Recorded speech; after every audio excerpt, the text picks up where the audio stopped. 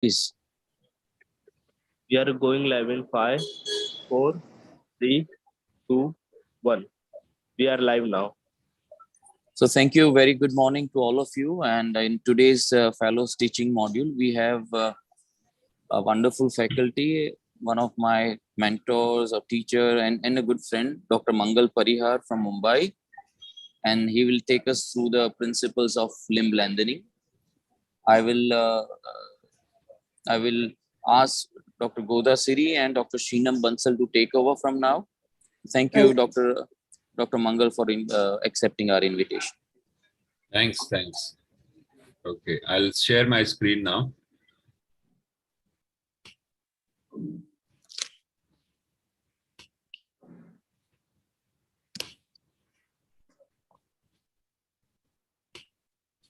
So, in terms of the principles, what I thought I'll share with you is various areas that we are looking at in terms of when we want to do a lengthening, what are the things that we are looking at. And these are all the points that came to mind when I'm talking of lengthening. I'll stick to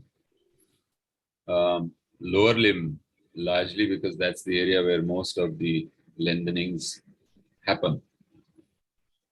And I think a lot of pediatric orthopedic surgeons possibly already know some of this, but the finer points we can discuss. So when do we do a lengthening? Less than 1 centimeter, I always tell my patients, only the tailor can make out if there is a discrepancy. And that really doesn't have any impact on the gait, etc. So less than 1 centimeter, almost always, you can just manage it with a little bit of an insole or something like that. If you have more than 1 centimeter, around 3 to 5 centimeters, all limb length discrepancy has its implication on limb, the gait, the energy consumption. So if it's a relatively smaller length discrepancy, you can use a shoe raise. And if the patient has already reached maturity, then you can do a lengthening. Now, when I say shoe raise till maturity, there is a sort of proviso for that, which I'll come to in a later slide. But more than 5 centimeters, I find that shoe raises tend to be unstable. And there, if the patient's age is right, that means around 6-7 centimeters, 6-7 years, then I will probably want to do a lengthening because I want multiple small lengthenings rather than one large lengthening. Bilaterally, when do you lengthen? In any of the dwarfing conditions. And nowadays, what is happening a little more is the cosmetic lengthening. But certainly, cosmetic lengthening is something that the occasional lengthening surgeon should stay away from. That's not something that is recommended. When not to lengthen is a little bit of a blank slide. If you are comfortable with the use of the Ilizarov, there is hardly any situations where lengthening is indicated as per the previous slides and you will not decide to lengthen. What about the age? So, as I said earlier, oftentimes we get patients who've been seen by general orthopedic surgeons where they have been advised to wait till the patient is mature so that they will have only one surgery. Now that I think is a wrong approach, because if you get a patient at 15, 16 with a length discrepancy of 7, 8, 10 centimeters, that patient would have been much better served with a couple of lengthenings, one lengthening earlier, then another lengthening more towards maturity, because doing a long lengthening has a huge list of complications, especially in congenital conditions, but even in others. So there you may not get good regenerate, etc. So doing two small or multiple small lengthenings is much better. And this is something that a sort of, I'm sure most pediatric orthopods already know this, but this is a message that needs to be given for general orthopedic surgeons. Don't wait for skeletal maturity for lengthening. Now, thumb rule, at the age of 2, the limb length discrepancy in congenital cases is half of the final LLD. But nowadays we use all the various apps that are available to predict what will be the final LLD, and accordingly you can plan as to, okay, when you want to do that. As I told you, up to about 5 centimeters, I will allow them to use a shoe raise, because the shoe raise is not unstable. But even in that situation, if the shoe raise is unstable, either you can use an AFO with a raise, or you may consider lengthening. Now, 3 to 7 years is an age where it may be a little difficult to do a lengthening in terms of the patient's cooperation. Less than 3 years, they are just carried around. So what we call toddler lengthenings, that can be done.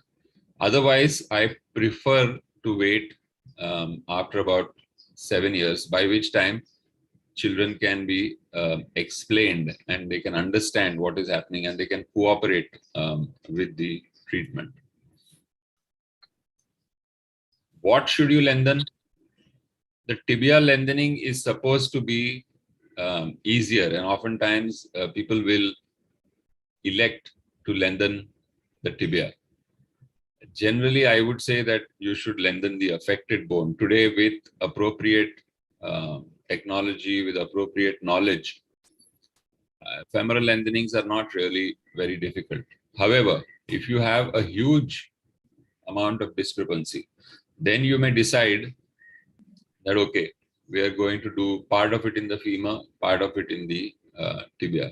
So up to about 5 centimeters in knee joint level difference is sort of acceptable, in the sense that it does not have any effect on the gait, and visually also it's not very much clearly visible. So you can lengthen the tibia up to about 5 centimeters to compensate for femoral shortening. The other place where you can do a tibial lengthening is sometimes if there is a tibial deformity and there is a femoral shortening, then you do the tibial deformity correction and at the same time give them length in the tibia also. How to lengthen? There are multiple options available. You can have you have all these unilateral fixators. You can use the ring. Then you can use newer options like LON, lengthening over nail, lengthening and then nailing, and what Ruta has been talking about of lengthening over a plate. Out of these, in kids with the epiphysis open, only lengthening over plate really is a feasible option.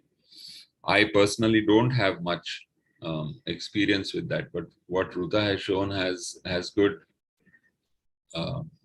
good results. But I find fixator itself, if put properly, is pretty comfortable. So I've not really looked into that area.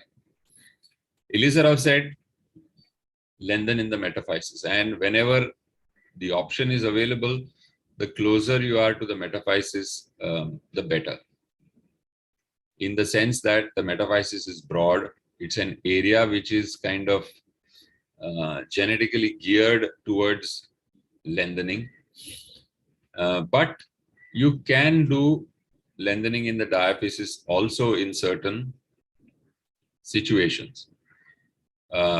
And the problem that comes up is mixing up this rule of lengthen through the metaphysis with the kind of fixator that you're using. I'll show you in a couple of cases later that when you use a unilateral fixator, for example, in the femur, then you can't do a subtrochanteric or a metaphyseal osteotomy because you need to have good hold in the proximal fragment, which starts somewhere around the lesser trochanter. And in that situation, it's always better to do the osteotomy lower down, because stability of the fixator is also an important consideration in the lengthening process. So metaphysis generally yes, but doing a lengthening in the diaphysis is not a problem. Then this constant semantic debate, corticotomy or osteotomy. There's really no difference. What Elizarov described or wrote, the word corticotomy, what he really wrote was compactotomy. And he said, essentially, you have to try and preserve the intramedullary circulation. However, later research has also shown that the periosteum is equally, if not more important, for the healing. So normally what we do is we raise the periosteum well in the region of the osteotomy. Try to stay as low energy as possible, but usually we do transgress the medullary cavity. So I, for one, tend to call it a lengthening osteotomy rather than a corticotomy. But a corticotomy is okay to imply or to give the idea that this is different from the regular osteotomies that we do, because you have to preserve the biology.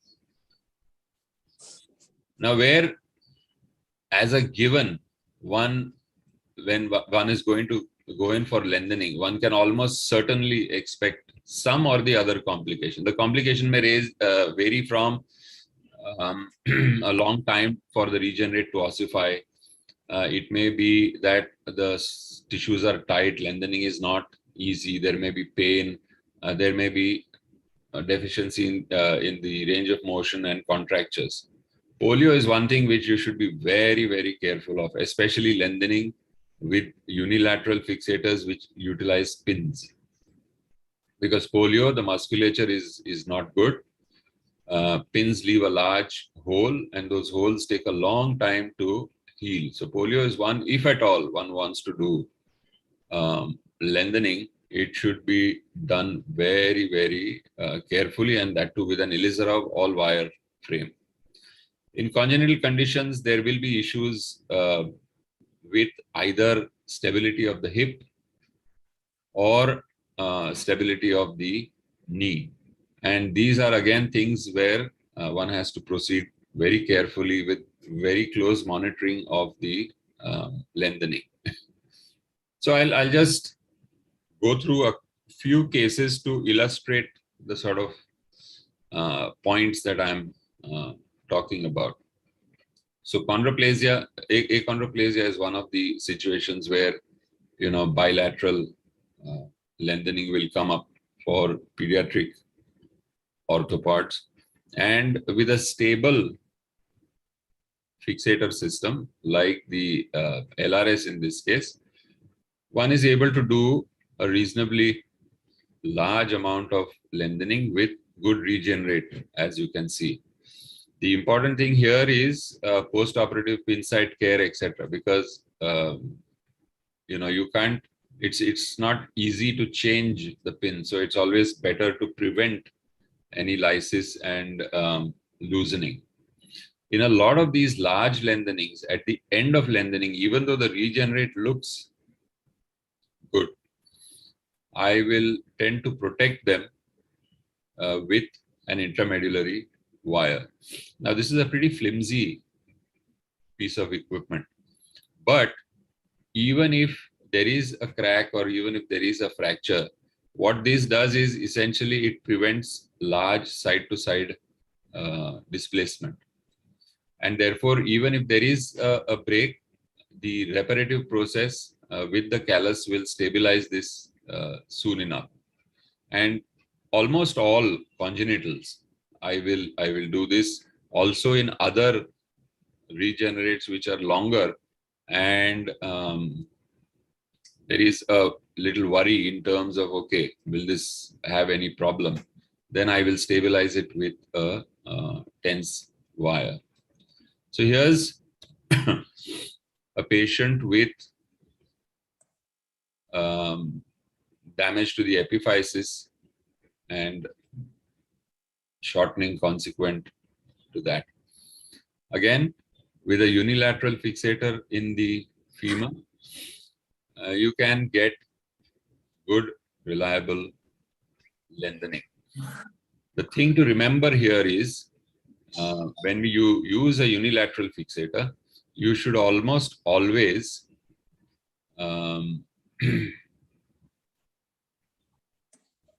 use what is known as a template. And that template is to ensure, oftentimes we see pins which are not parallel to each other. That means they have been angled a little and then they are forced into this slot. Now, if you angle the pin and force it into a slot, you will get some element of lysis because of the pressure. So if you do it through a template and ensure that your pins are parallel to each other, that leads to long-term retention of the pins and you don't have trouble. The other thing to note here is this is not a nice, clean transverse osteotomy. That happens sometimes where you have not got one of the corners or one of the cortices at the edge. And then when you complete the osteotomy, there may be a little bit of shattering or a little bit of a oblique osteotomy zone. That's not a problem. As long as you are as long as you are low energy, this is pretty okay. And even if you suspect that, okay, I probably have,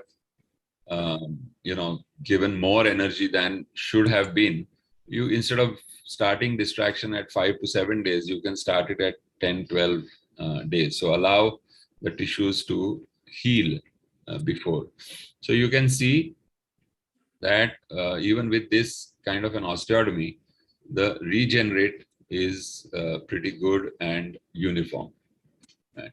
So this is 3 months post removal and 3 years post lengthening. It's almost impossible to discern where the regenerate has formed with all the corticalization.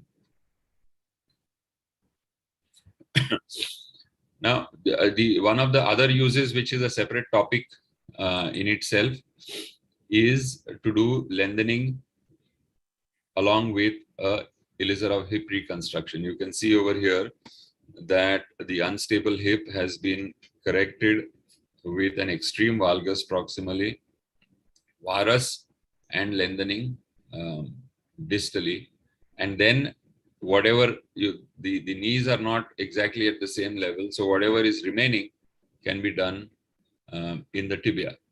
So she had a deformity there, and because of that, we decided this was a recurvatum deformity actually, not that visible on the AP. So there we, along with correcting the deformity, we can do gradual distraction, which will cause the lengthening also. Again, notice there is a little bit of comminution here, but as I pointed out, this is low energy comminution. So there's no problem in terms of the way that the bone forms, and regenerate is pretty good. In all of these cases in the tibia, we will always fix the fibula proximal and distal and cut the fibula over here. Fibula tends to heal quicker. So the proximal and distal ends should be stabilized.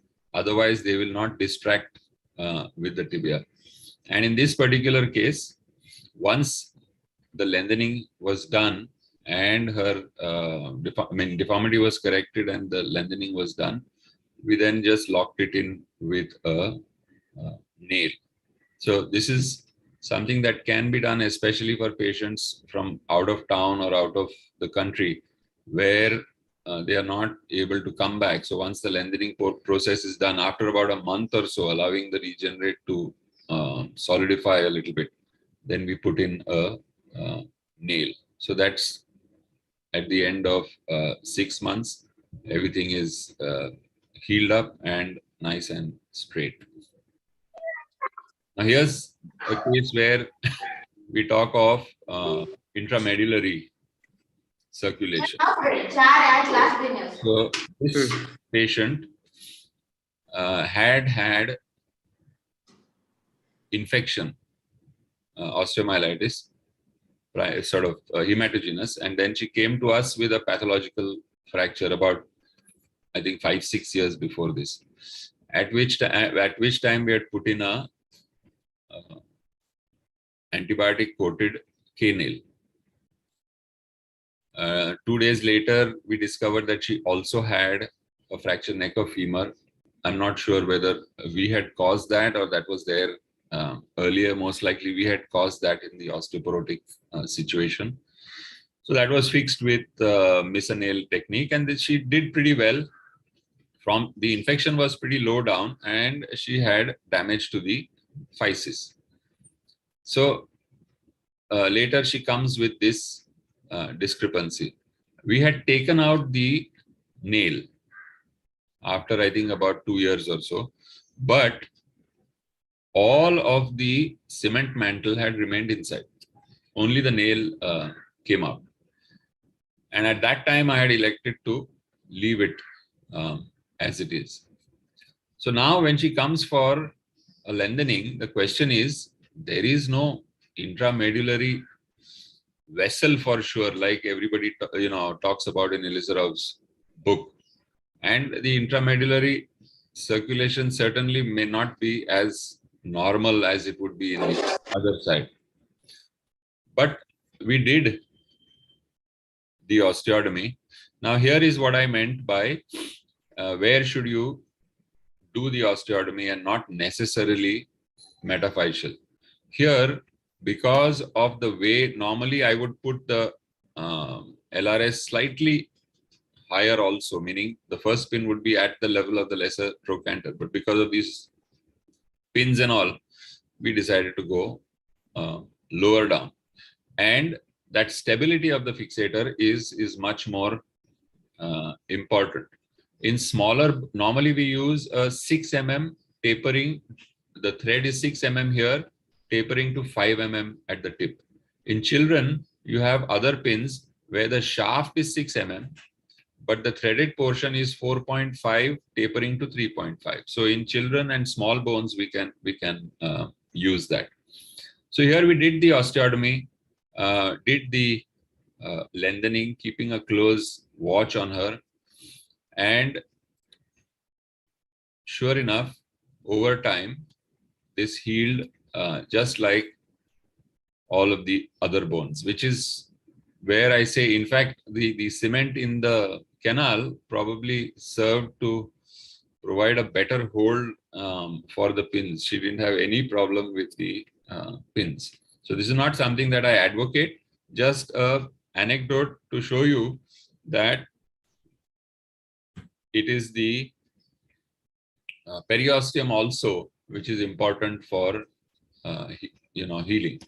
Now here you can see her function with a unilateral fixator before removal.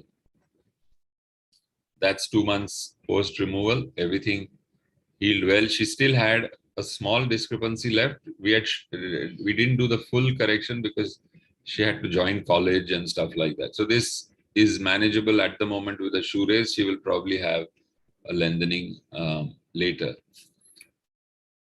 Cosmetic lengthening, as I said, is full of problems. Here's a patient that we did. This is a very early case. Nowadays, we tend to use the precise nail for femoral lengthening in patients who can afford it, and then do a LOM. So this is to show the importance of the fixing of the fibula. So we put the fixator in an oblique fashion such that this pin also holds the fibula. You can notice it over here, and you can notice it over here. So we put in a oblique fashion so that it captures, and distally we put in a screw to stabilize the tibiofibular joint. That's her with mom. And that is the process of lengthening. So a unilateral fixator is pretty good for straight lengthenings. Now the issue here was we didn't, if you notice over here, the way the fibula is held, how well the fibula is held. And over here, it's not held as well. And as we lengthened, that fibula slipped down because of early healing at this site. You can see this is shorter than that. So it's very important to stabilize the proximal. So then we did a repeat osteotomy and stabilized the fibula separately with a screw. On the left side, she was continuing to do well. And ultimately then with that stable situation goes on to heal without too much trouble. This may not be applicable necessarily to pediatric orthopods, but in a sense it could, where you have a deformity at one level and lengthening needs to be done at the other level. You can just acutely correct the deformity and lengthen separately distally, as we did here. Now again, another example of diaphyseal osteotomies really don't create any trouble. So this guy was compressed at the non-union and lengthening done from a distal osteotomy, where you can see the regenerate forming well. And this is a pretty convenient way both for the surgeon as well as the patient for straightforward lengthenings. Now, one sort of bit of warning over here. This looks like a simple method, a much simpler method than the Ipsara. But the downside is that if there is any issue, meaning you have to be perfect in terms of placement of your pins, number one, and if there is any deformity, you have to be perfect in terms of correcting that deformity. Otherwise, this does not, the fixator, the unilateral fixator does not give you much room for error. The Ilizarov being modular, you can still play around with it, put on hinges, put on a 6-axis system and correct any deformities that develop. The LRS or any other unilateral system is not so forgiving, right? But for straight lengthenings, and if you sort of get your hand in, it's a pretty good method. Lengthening over plate, I have had a couple of situations where this guy was treated very well by the original orthopedic surgeon. He had a compound fracture with bone loss. And so the original surgeon shortened the bone, got apposition and plated it in that position. And ultimately then what he was left with was a well-healed bone with shortening. So in that situation, when the plate is already there, it makes sense to utilize that to minimize the patient's time. So we took off the proximal screws. Then we had to hold the distal fragment and we had to hold the proximal fragment. Proximal fragment is not a problem because there is enough bone above. Distal is a little bit of a problem. So here, one of the tricks that you can use, especially with the LRS, is to use a wire to put your pin in the right place. So put in a wire. Here we are just snaking past the posterior edge of the plate. Okay. And then once you have confirmed that this wire position is okay, then you can over drill on that. And in terms of alignment, this is at the appropriate angle to the long axis. Then you can over drill on that with a cannulated drill bit. If that wire is not correct, all you need to do is take out the wire, reposition it, and you only have a 1.8 mm hole. Whereas if you had used a drill bit, you would have a 4 mm hole. So you can change around with this wire to get your perfect placement and then put in the shank pin into that. So using that method, we put in 4 pins below, 2 pins above, and you can see that the osteotomy is done from around the plate over there. And then just continue lengthening. That's the regenerate gap. Once we have a full length X-ray which shows that the length is regained, then it's just a matter of finding the holes on the plate and putting in locking screws into that. So with that, we've got here we didn't use locking screws.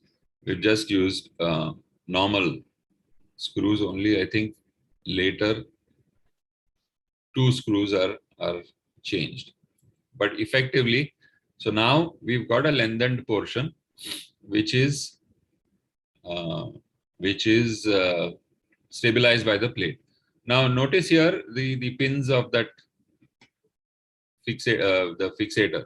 So here the anatomy allowed us to do that. So that means this requires a fair bit of thinking and planning. If the bone was not so bulging behind, then probably maybe we would not have been able to do this kind of situation.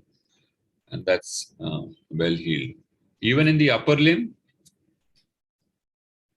so here's a patient with a prominent dislocated radial head. And actually what she came for was this prominent, slightly painful radial head. She had no complaints about her function. She had no complaints about her wrist deformity.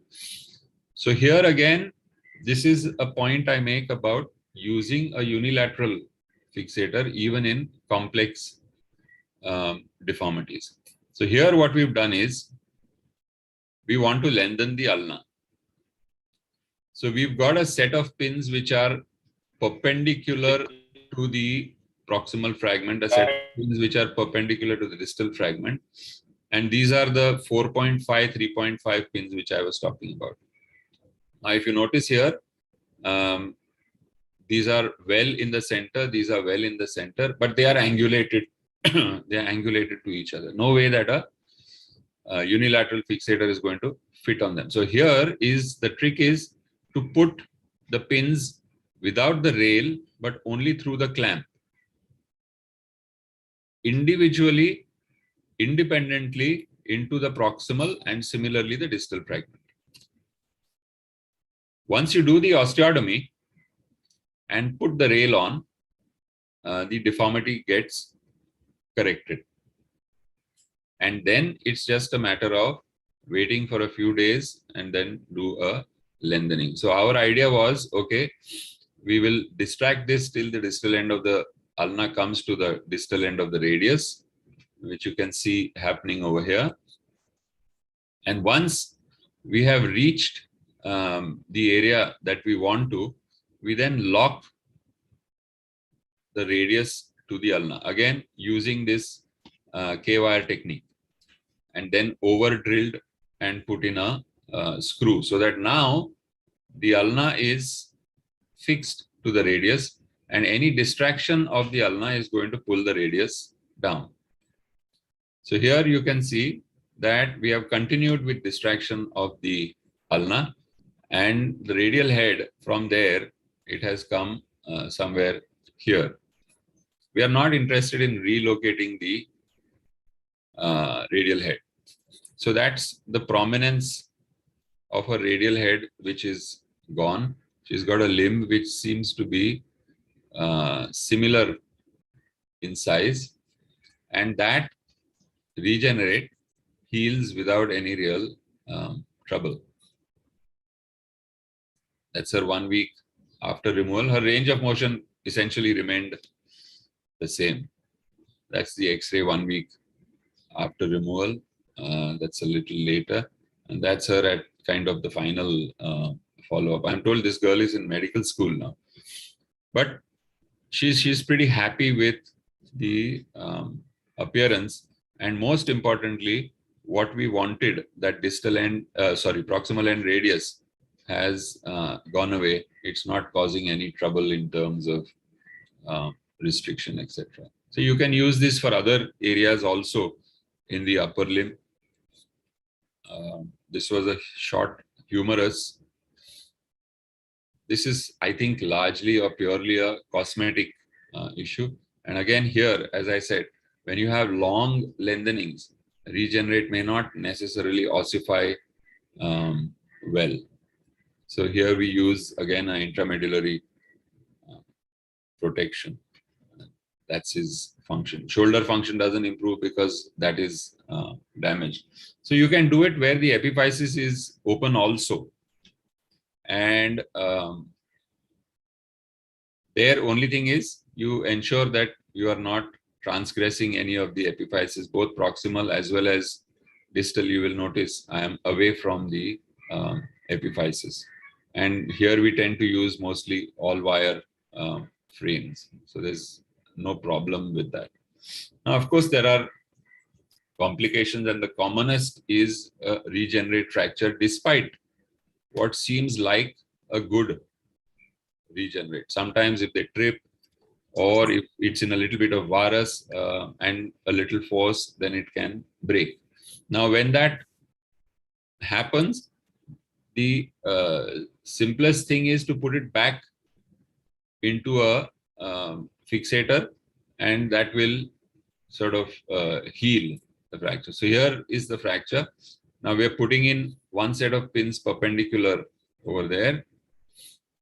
So this is perpendicular to the proximal fragment, and you have another set of pins perpendicular, proximal and distal fragment. And once that comes onto a rail, that is well aligned. Now, because of the fracture, there's a nice big thick callus formed over there. You need, in this situation, only about 2 pins, because essentially this is a stable situation. You're only doing something like a tension band on the lateral side. Subluxation, I already showed you. The other thing you should watch out for is contractures. In this case, there's a mild contracture of the knee and contracture of the ankle. So that is something which should be looked for in every visit. As the patient is lengthening, is the physiotherapy that's going on, is that adequate or not? And sometimes if we have patients who are not sort of doing well, then we may stop the lengthening for a few days, focus on the physio, and then only go ahead with the lengthening. And the final thing that one must remember is there have been reports even of compartment. So that is something that you should watch out for. This was a lengthening over a nail, but unfortunately also developed a mild compartment. Touch wood, we've not had any severe case, but this patient was decompressed in time, etc. Ultimately didn't have any trouble, but that is also something that you need to watch out for. So that's my take on lengthening. Now, if you have any cases, questions. Yeah, so there will be a lot of questions, I'm sure. So I'll start with the question thing is, now we see a lot of fibular hemimelia, and we have to lengthen them. And invariably, some of them have a tendency of going into valgus and distal fragment going in external rotation. As we know that they have posterolateral contracture. So how you in your practice have counteracted this phenomenon? First thing is you have to properly excise the fibular analog. Yeah. Okay. And then the other thing is use an ilicerol.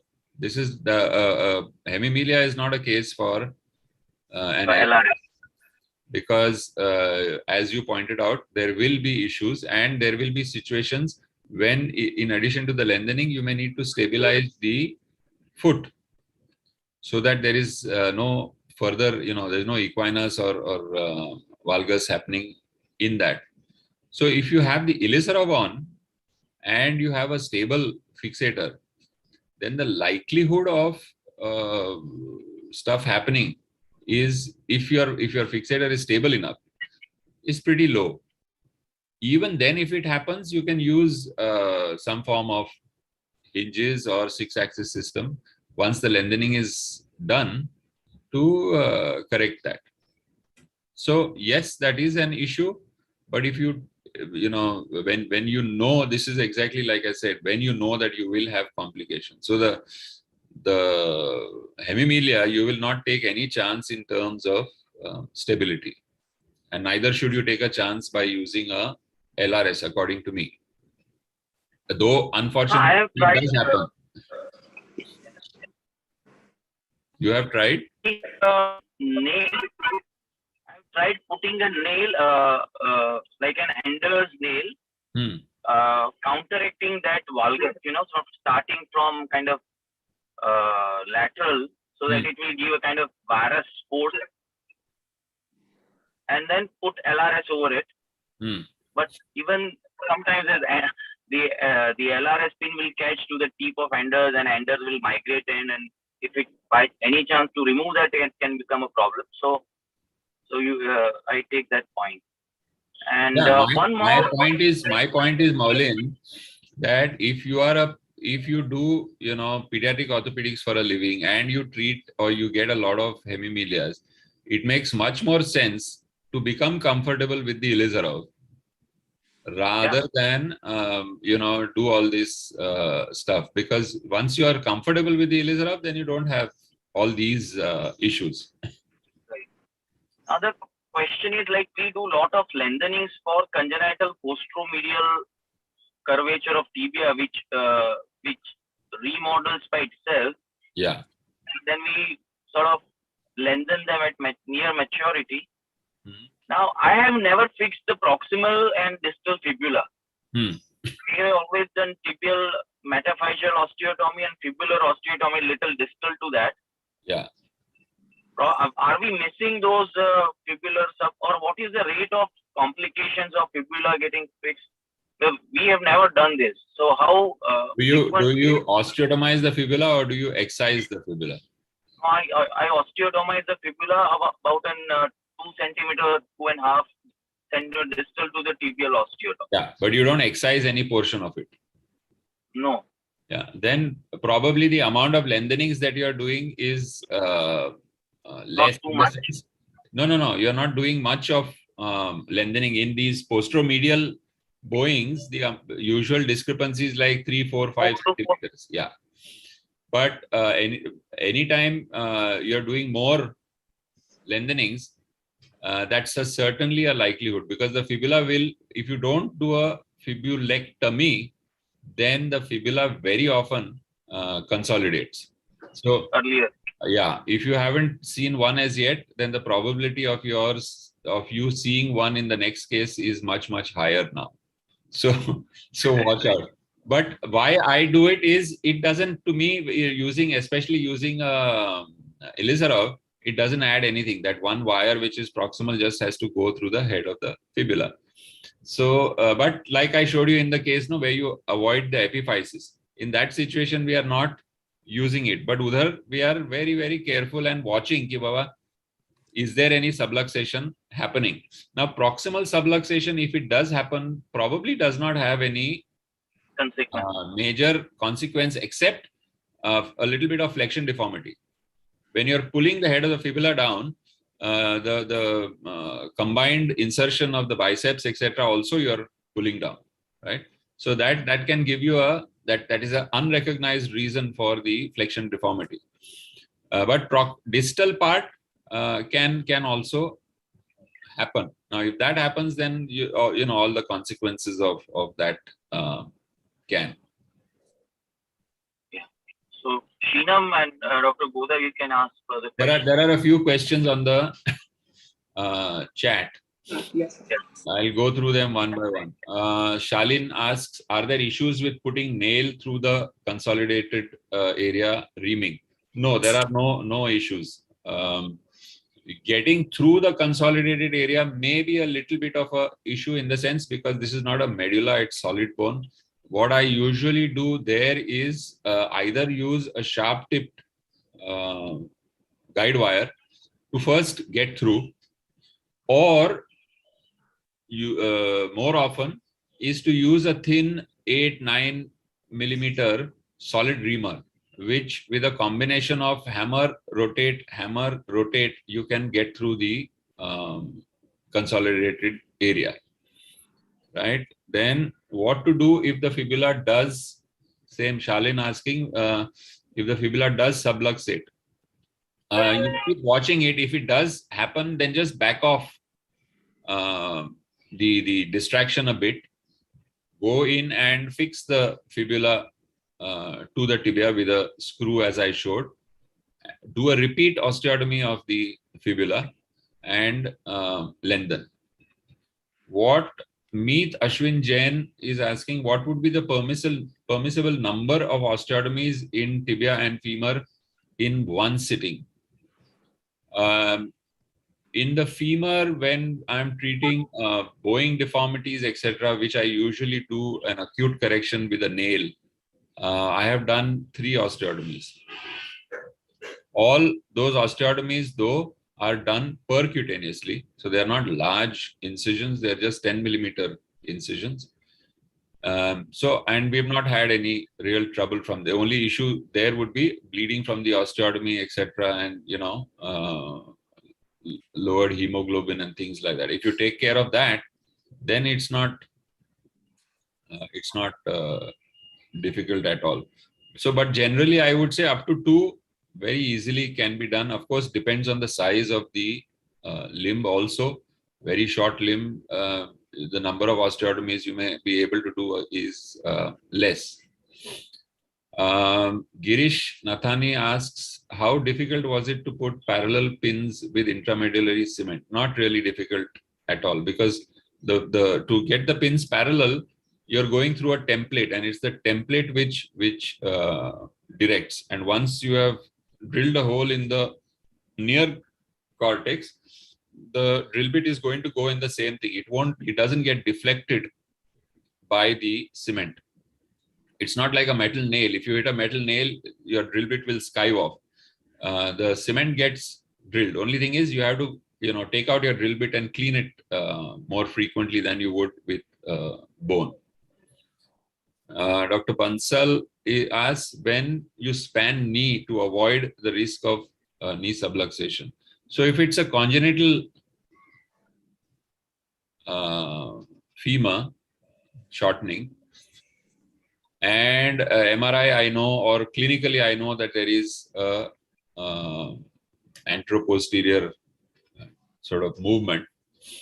In that situation, while the lengthening is going on, I may consider spanning the knee. And once the lengthening is over, maybe in 2 weeks, 3 weeks, take that fixation off. So it depends on your risk of something happening, and your your comfort level with being able to manage that complication. So I nowadays usually will explain to patients that this is possible. If this happens, this is what we will do, and then keep a close watch on that. And if I see any sign of contracture happening, which is the first step to a subluxation, then if the patient can keep the knee in full extension, during physio, while the lengthening is going on, the likelihood of subluxation happening is less. So if I start seeing a contracture which is not resolving, then the patient will get a fixator. Meet again, if we do not see good regenerate on successive follow-ups, how do we proceed? So the first step here is prevention. Certain areas, certain patients, when you're doing it, start slow. Like distal tibia, we will always start at 0.75. and not at 1 millimeter. Where I have done a more traumatic osteotomy, I will start at 0.5, 0.75 for maybe a week, 10 days, and then gradually increase it. And the important thing is, patient can't go and come back after 2 months. So if you start seeing, if you catch this early enough, there are multiple steps that you can do. One is slow down the rate of distraction. Now, if you are in the situation where, everything was done well, still you are not seeing any progress in the regenerate, then one thing to check for which happens is whether there is a cyst in the regenerate. This can be checked by ultrasound, and ultrasound gives a very clear signal in terms of a cyst. If there is a cyst, this is not going to heal. And that cyst needs to be opened, the cyst wall needs to be scraped, and it needs to be bone grafted. Whereas if you find that everything is otherwise okay, then you can ensure that patient is weight bearing, ensure that vitamin D, calcium levels, etc. are okay, and continue with walking. In rare situations where the regenerate has still taken time to heal, I have converted from an external fixation to internal fixation, like a plate or something, to avoid, to minimize the length. But I think those are the kind of tricks that I will use. Mithun, what are the possibility of getting a varus deformity with lengthening process? Depends on what what bone you're talking of. Usually it's the femur. And if your fixation is not stable and the lengthening is long, then overcoming the force of the adductors is difficult. So that's the place where you can get a varus deformity. But if you use the stuff that I talked about, where you are perpendicular to the segment, etc., then you should not really have a problem, or keep your lengthening into a certain limit. 4 or 5 centimeters, rarely will you get varus if your fixator is stable. Sheenam, your view on physeal distraction. One of the second case that I did in my life as an Ilizarov surgeon, was a physeal distraction. Because at that time, this was just in the literature, that yes, this is something that you can do. And we did it. We got a nice long and a broad regenerate of the proximal, from the proximal tibia. But I don't think that is something I would do today. Largely, it is said that it doesn't have any issues. But if I can do a fairly good job with a corticotomy and an osteotomy, I don't see any particular reason to go close to the joint where these wires could be, inside the joint, intrasynovial, and then all the complications of that. Godasri asks, how common is physeal closure or physeal complications? I have not noticed anything in particular in terms of if the lengthening is otherwise done properly, you are away from the epiphysis, etc. And you are, as I said, you're doing these multiple small lengthenings rather than one long lengthening. I'm not sure what the literature is on that. I think the literature also says that there is no real, in fact, in some of the literature, if I'm not mistaken, it shows that when you equalize the length discrepancy, it then catches up, and then the future growth, there is no further discrepancy, though you would expect that, okay, this epiphysis would still lag behind. But to my knowledge, no. You have anything to contribute on that, Maulin? Physeal closure? Oh no, I have not seen that. Yeah. And when you do overzealous lengthening, and you have scan the. I've not seen actually. The one is the facial distraction thing. We have done one case with this the tibial hemimelia with very cartilaginous central segment to gain some length, but that is very rare. Yeah. So I think we should proceed with the case presentation. Okay, go on. And I mean, I would I hope you moderate that because I have to leave, and now onward my road is kind of tower coming and going. So we were taking a halt to listen to you. So we'll start now. Yeah. And okay. so thanks very much. If I cannot connect you later, thanks. That was a wonderful talk. Sure. And we'll have this video with our YouTube channel. So I'll send you the link. You can pass it on to your students as well if you wish. Sure. So thank you. Please, Goda and Sheenam, please take over and ask the fellow to present the case. Yes, sir. So Dr. Puneet will be presenting. Dr. Puneet is from Indira Gandhi Institute, Bangalore. So Dr. Puneet, please share your screen. Am I audible? Yes. Yeah, go on. Is my screen visible? Yes, go on. Sir, today I'm going to present a case, interesting case, which we had encountered while lengthening a femur using a monolateral fixator. My name is Puneet, and I'd like to thank my consultants, Dr. Rudraprasad, Dr. Kiran Rajappa, and Dr. Abhishek for allowing me to present this case. He was a 7-year-old boy from West Bengal who came to our clinic with the complaints of shortening of right lower limb since birth, limping which was noticed since walking age, and occasional toe walking since past 2 years. There was no other limb involvement, no history of trauma, no history of infection to the limb, and there were no cutaneous lesions. A brief birth and past history. He was a firstborn child of non-consanguineous marriage, a term baby with the birth weight of 2.5 kg. He had a history of NICU admission for a couple of weeks for a history of meconium aspiration and history of seizure disorder for which he was treated till the age of 2 years. And till present, he doesn't have any other issues. This was his clinical picture, which showed shortening of the right lower limb, particularly of the right thigh. And we had used a block to keep the anterosuperior iliac spine at the same level.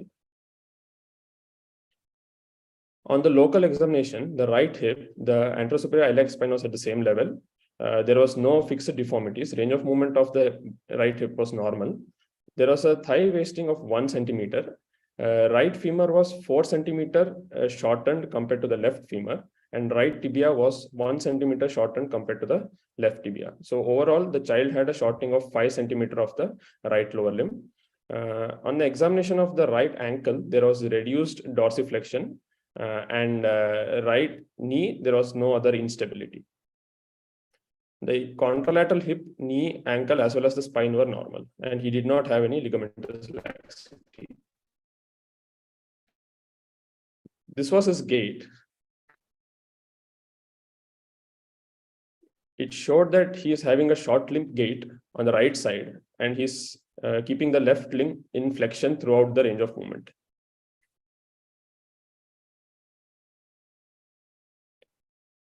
This was his earliest radiograph, which I had taken in West Bengal at the age of 1 year, which showed 2 centimeters of shortening.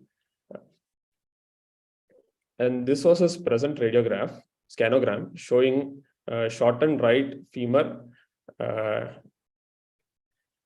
And on doing the radiographic measurement, we found that femur was 3.7 centimeters shortened, and tibia was shortened by 0.4 centimeters. So the total shortening on radiographic measurement was 4.1 centimeters. And on doing the mal alignment test, there was a valgus of 6 degrees more compared to the opposite side. The valgus angulation was 12 degrees on the right side. So we planned for a procedure for lengthening of the right femur. We had considered both monolateral fixator as well as Ilisaro and chose the LRS.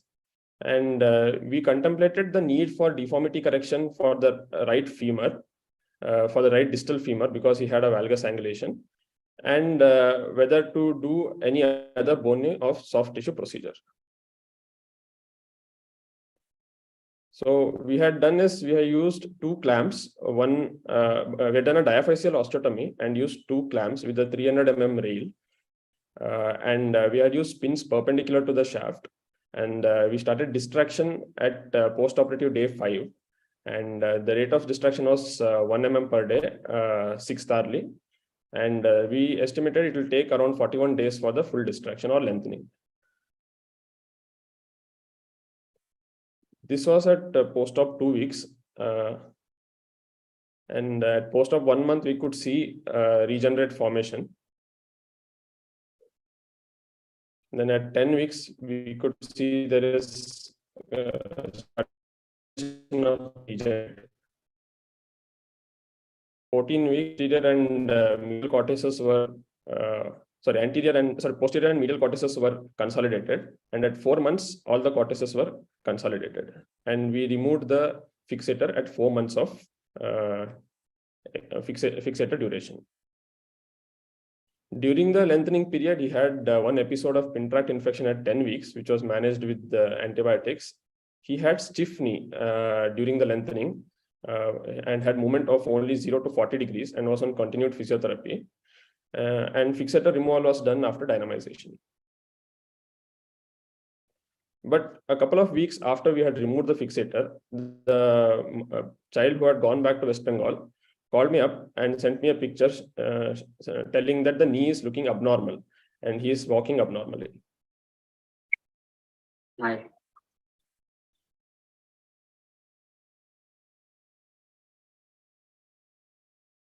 Hi.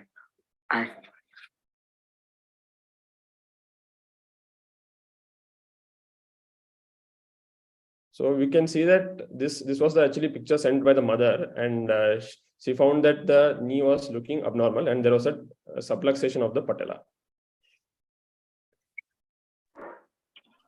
So what could be the reason for this? We thought of two possibilities. One, that we had lengthened for 4 centimeters, and probably that might have caused tightness of the IT band. And second thing was we hadn't corrected the initial distal femur deformity. So that might be one of the cause. To rule out IT band contracture, we did the Obers test, which was negative. So we narrowed down the possibility to the distal femur deformity, which was 12 degrees of valgus. So options in front of us were to do an acute correction of the distal femur and fix it with a plate, to do a gradual correction using growth modulation, or to use a soft tissue procedure to realign the patella. Since it was a skeletally immature patient, 7 years of age, who had undergone recent lengthening, we chose to do a gradual correction using a growth modulation. And this was the final picture of growth modulation.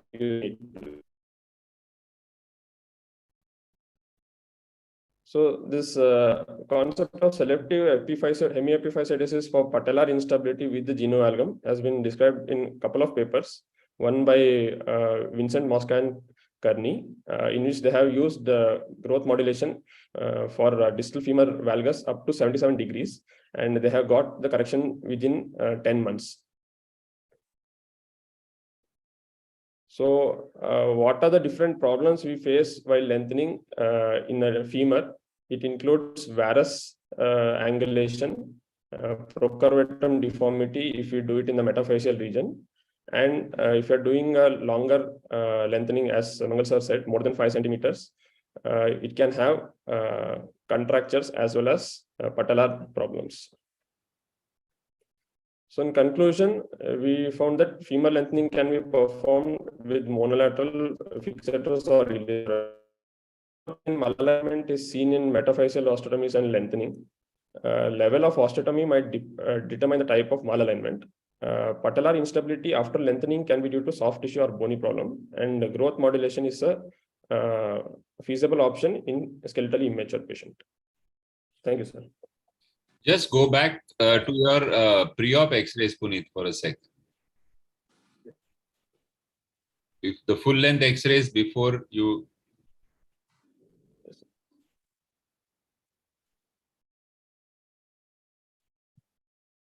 So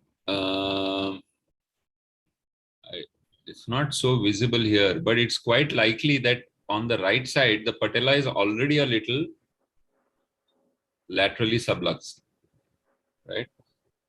If you have just go up one X-ray and see if any other X-ray shows it better. Yeah, okay, not there, not there. The other one, go to the earlier one. This was at 1 year, sir. Okay. So basically, if when you are when I see adult valgus, all of them, without exception, have got a slight lateral displacement of the patella. Okay, and if you scroll down on this, even if you are lower, let's see okay. Now this is what your technician has tried to do is get the patella centered, because that's the protocol. All right. Yes. But notice on the right side, to get the patella centered, he has given almost a mortise view of the ankle. Again, this says that if your foot was straight, your patella would be slightly lateral. So in fact, when I'm correcting a valgus deformity, the X-rays I take, and it's not so visible in children, but in adults, it's clearly visible. There is a what is the word? The femur and the tibia, the alignment, not alignment, the orientation doesn't look normal. There is an overlap of the distal femur and the proximal tibia. So in those cases, the planning, despite what has been taught, should be done with what we call the flexion extension axis. And when you do the X-ray in the flexion extension axis, you will find that the patella is little lateral to the midline. That's number one. So this was already, what's the word? Liable for a subluxation. Then you did a lengthening. So what you have done is you've lengthened the bone, or relatively speaking, you have shortened the quadriceps. Yes. So now when the patient tries to flex, what is the quadriceps trying to do? It is trying to find the shortest way from the hip to the tibial tuberosity. And that shortest way is lateral, which is one of the causes for habitual dislocation of the patella, shortness of this thing. So I think all three things are working over here. And once you get the valgus corrected, it should be largely improved, but you may need some medial procedure later on. Nice case. Thank you, sir. Yeah, and Puneet, do you have a final clinical picture after growth modulation? No, I think we've just done it. Just done it, sir. Just a month ago. Okay, because so if still the short quadricep is still a persistent problem, so we would like to know what happens and how that's corrected, Yes, sir. We have kept the patient on follow-up. We had counseled them that the child might require a soft tissue procedure if this doesn't work out. Yes. So that should have been explained. And finally, before we wind up, Dr. Mangal, you mentioned about precise nail. Would you enlighten all of us with how has been your experience with precise nail, and what is the cost and complications you have observed? My experience with the precise is fantastic. Meaning, it's the most comfortable way of lengthening. The problem is the cost. The nail itself costs about 11 lakhs. That's not a big cost for some those. For some. Yeah, but for there are a lot of patients moving around that we want lengthening without fixators and scars and all. And maybe if we do more number of cases, the cost may further go down. So tell us about your how it works, sir.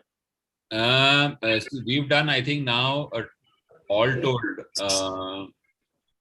I think around 9 patients for this thing, cosmetic lengthening, that is bilateral femur, and 4 for tibia LLDs.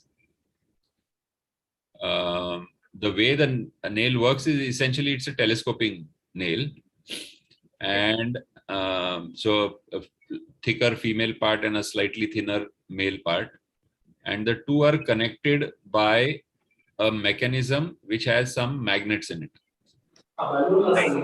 And they have what's known as a ERC, external remote control, which also has magnets.